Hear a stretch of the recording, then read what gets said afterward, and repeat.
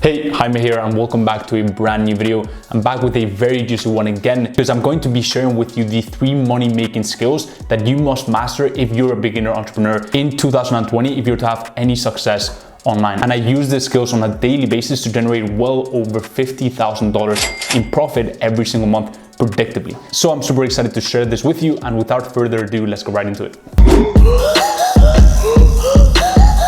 Now, the first money-making skill that you must master to have success online as a new entrepreneur is making sure that you know how to create a sales funnel. Now, a sales funnel, for those of you who don't know what it is essentially the process that someone who doesn't know anything about our business, a complete stranger who's just heard about us, takes to become a customer of ours. So there's a few steps that person has to go through to make sure that they buy from us. And what's going to determine whether this person buys from us or not is how streamlined this process is, how well optimized and well oiled the funnel is, and how little friction we've actually added to the funnel to make sure that it's just a very, very streamlined and very smooth process to the sale. So making sure you can create a sales funnel for your business is literally going to be the highest impact activity you can do, especially if you're just starting out. In fact, personally, and this is also what I do with my students, before we even start a new line of business or a new business venture, what I always do is I always start with the sales funnel first. So I ask myself, okay, if I were to sell this thing, right, how would I get people to buy this, right? Because a lot of people start with the end product in mind, right? They start with the end service in mind,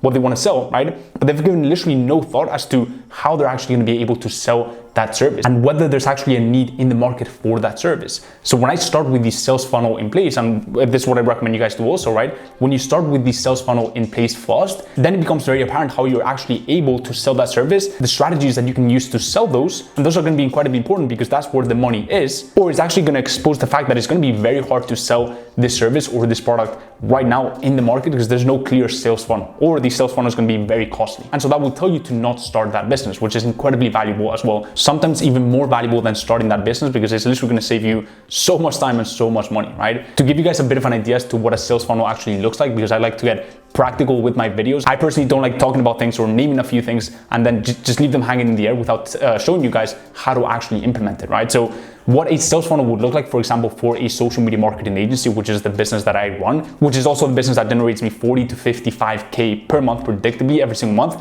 would look like this, for example, right? So we could have what I call a growth engine or a lead generation engine, right? And we could have, for example, an email automation. You could also use maybe Facebook ads, so that would be a paid ads engine, or for example, LinkedIn generation, right? What we need is something that actually generates leads. Leads, for those of you who don't know what that word actually means, is basically people who are interested in our service but haven't actually paid money for it. They're not a complete stranger, but they're also not a customer. So this is the middle, right? They are about here, to be precise, right? They're not a complete stranger, but they're close to being a customer.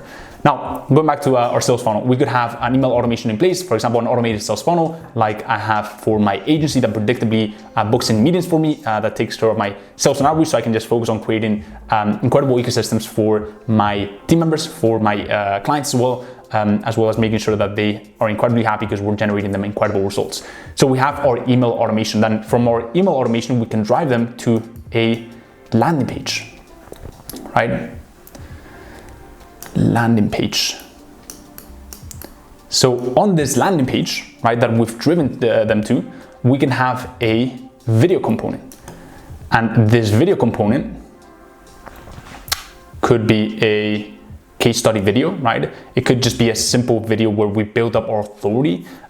So I'm just going to name it value/authority video. And I know I'm abbreviating everything, but I hope you guys still understand what I'm doing, right? So then from this point, we can take them to a survey. And this I'm going to write survey, right? And in this survey, we can get them to answer a few questions, right? Those questions are going to allow us to vet them, to make sure that they are interested in our service, to make sure that they are a highly qualified lead, and to make sure that we can actually serve them. And not only that, but to make sure that if we do hop on a call with them, right, we are actually well prepared. Because if you're driving people to this landing page, right, and then they're watching this video, you don't actually have a lot of information on this lead. You know they're qualified, right? They're maybe in your niche and they are a prospect, right? But you don't really have much information on them. You haven't done a ton of qualifying upfront. Then from this survey, we can drive them to a scheduler, right, where they can book in a time with us, right?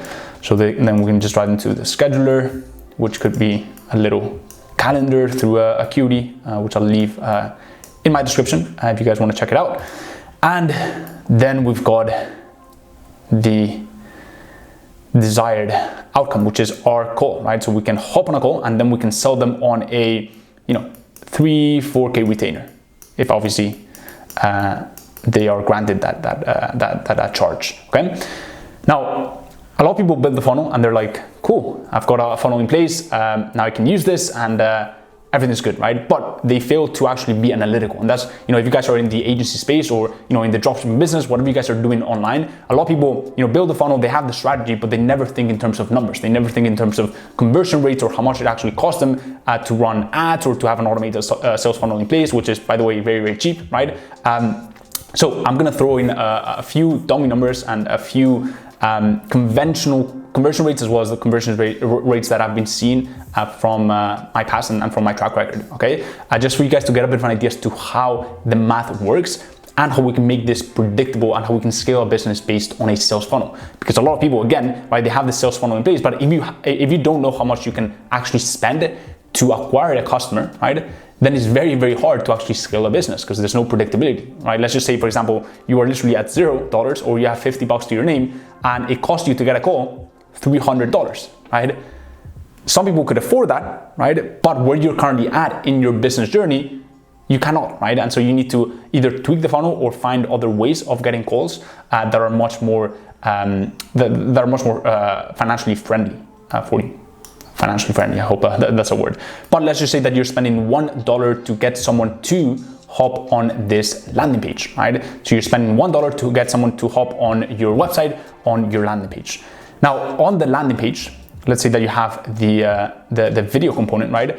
On your landing page, let's say that out of all the people that you send over, right, 30% actually go on to watch the value video, right? They claim the video and they watch the value video. So that would mean that you've now paid $3 to get someone to watch the video. I hope these numbers are making sense for you guys. So we've got $3 here, good stuff. It's costing us $3 to get someone to watch the video. By the way, these are just dummy numbers, but I just want you guys to understand how the math would work and how we can make this scalable. And I'm gonna zoom in a bit so you guys can see that better. So out of the $3, let's say that 10% of the people that watch the video, they find incredible value. They really like the way you handle yourself, the way you talk about your agency and what you guys can do for them, right? Or your online course, whatever it is, right? And you've got a 10% of people who land on the survey after watching the video, and then they go ahead and they answer the survey and they book in a call on the scheduler. So that would mean that you're paying $30 for a survey, which also comes with booking in a call, okay? So we've got a $30 scheduler. So you've got a $30 call, and let's say that you close 1/4 of the calls, right? So 25% of the calls, which is honestly a pretty safe estimate because these people are highly qualified people, right? These are very hot leads because they've gone through a sales funnel, right? And they've warmed themselves up to you and to what you have to offer, right? So they're not just some stranger that you're gonna call because you told them a few nice things about your agency and what you've been doing for other clients. So they are very qualified and they've actually invested their time and energy into it. So the value of this call is much, much higher, okay? Now, hopefully you guys can see that in this example funnel that I'm giving you, right? These numbers would be very good numbers, right? And it would allow us to scale predictably because if we're acquiring a customer for an average of, let's just say 2 to 3K a month, right? Can we pay $30 for having the chance to close 25% of those calls? 100%, right? We could even pay $300 to even $500 for a call if we have that type of conversion rate on the call, and that is our average retainer. So that is what a sales funnel looks like. And yeah, it's a really, really good skill to master as an online entrepreneur. You guys might have seen funnels look like this as well, right? There's also a representation of a funnel, and at the very bottom, we've got the sale. And basically, instead of this kind of diagram, you would have it like this. So there's different levels to the funnel, and as we go down, the closer we get to the sale, but as we also go down, the number of people that are interested in your offering gets reduced until we're only left with a very handful that actually turns into dollars. Okay? So that is a sales funnel. It is incredibly vital for any entrepreneur to understand sales funnels and to be able to put them together. If you guys want to get your head start on building funnels, I recommend Russell Brunson's trilogy. So start with .com Secrets. I'm going to leave a link in the description as well. It's a completely free book as well. So there's no excuse to not get started. So that is the first skill. Learn your funnels because it's going to make you a lot of money. Now, the next money making skill is the vital one, and that is smashing the like button for the YouTube algorithm. It tells YouTube that this video is of value, that you're enjoying this video, and helps me put out more videos that are gonna add value to you, that are gonna teach you something that you can use to grow your business. So if you haven't done so already and you're enjoying this video, I'd really appreciate it if you just make that like button turn blue. YouTube just loves it. And with that being said, let's get back into the video. The second skill is the art of persuasion. Being able to influence people to take the action that you desire. And that sounds a bit manipulative, but I'm saying this in the positive sense of influence, right? Getting people to take an action that actually benefits them, and not having them procrastinate, because as humans, we tend to procrastinate on things that we know are going to serve us well, just because we want to stay in our circle of comfort, right? And so getting people to take an action that we know is going to add value to their lives, because what we're offering does just that, right? It adds value to their lives. And this is going to be incredibly important for writing copy. I'm talking ad copy, so the text that you see with the ads that you see on Facebook, on Google, on Snapchat, on TikTok, right? I'm also talking about writing emails that are going to get people to open that email and actually take action. And I'm also talking about writing landing pages and writing blogs that are going to trigger people's emotions. They're going to tap into their pain points, and they're going to get them to take action on what we want them to buy. And so that is the first use of persuasion. It's also going to be incredibly important if you have a service-based business like an agency, right? To sign clients, especially if you're reaching out to them and it's not an inbound lead that's coming to you, you need to be able to frame your irresistible offer, writing incredible email copy that's going to get someone, a complete stranger, to jump on a call with you, right? Or to watch a video on it, whatever it is, right? The point is, if you want someone to take an action, you're going to have to use the art of persuasion and understand what makes people tick in your specific niche, in your specific space. Now, there's a great book on this that I recommend. It's called Influence. This is the book, and it's a great place to get a start on mastering the art of persuasion, because it's going to be incredibly important, not only as an entrepreneur as well, but also in your personal life. Whether you want to attract your dream partner, for example, whether you want to get really good treatment on airports, whether you want to make friends with the person who owns the club or the restaurant, right? It's incredibly important. It's going to serve you incredibly well as an entrepreneur, but also in your personal life. So that is the second money-making skill that you must master as a new entrepreneur. And now onto the third skill, which is creating standard operating procedures. What does that mean? What does SOP, which is the abbreviation for that big sentence, what does that mean? It is essentially putting into words the process that you follow to do a specific thing, right? So how do you process orders? How do you communicate with your clients? How do you report to clients, right? How do you deal with refunds? There needs to be a standard operating procedure for every single action in your business, because when you have SOPs in place, it allows you to replicate things, and it also allows you to make things predictable.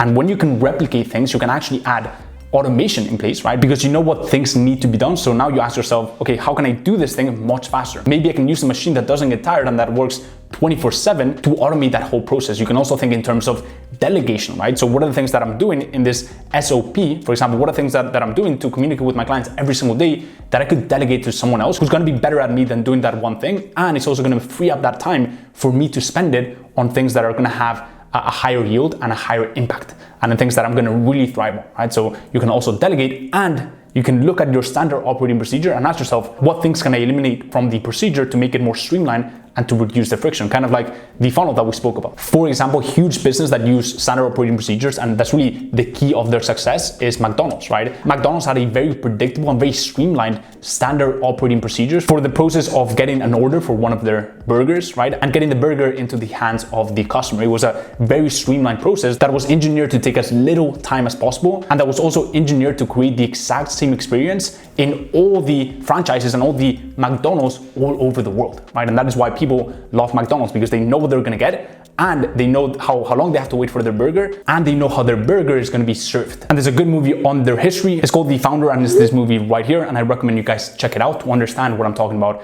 in regards to McDonald's standard operating procedures. And my friends, that is that for this video. I really hope you guys enjoyed the skills that I covered. I really hope you guys can implement them in your life, in your business. to make more money, to have a wider impact in the world and achieve your dream lifestyle. If you guys enjoyed this video, go ahead and drop a massive thumbs up. I really appreciate it. Also leave down below in the comments any questions you may have on this video, and I'll be sure to check those out. And if you don't want to miss my next video on entrepreneurship, personal finance, social media marketing agency, and a ton of other really cool topics, go ahead and sub to my channel and hit the little bell icon so you never miss an update. As always, hope everything's going well in your journey, and I will see you in the next one. Peace.